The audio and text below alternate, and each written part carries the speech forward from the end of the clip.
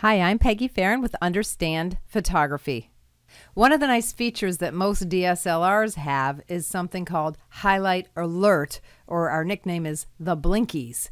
When you view the image, anything overexposed will blink, so it alerts you that you are overexposing parts of your picture. All right, so in order to find it, you're going to hit your menu button to get into the menu, and then use your multi-selector to move over. Now I just happen to know it's in this last playback button with the little arrow kind of thing, and it's the first option. You see this?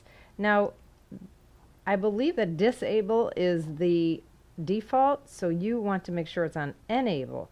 So then what happens is, let's look at a picture. Anything that's overexposing is going to blink like this. So you can see that this is a lot of overexposure, and then there's less, just the rooftop and the street are overexposed, a little bit of the street are overexposing. That's what that will do. That, again, hit the menu, run over here, and make sure Highlight Alert Enable is on. Get up!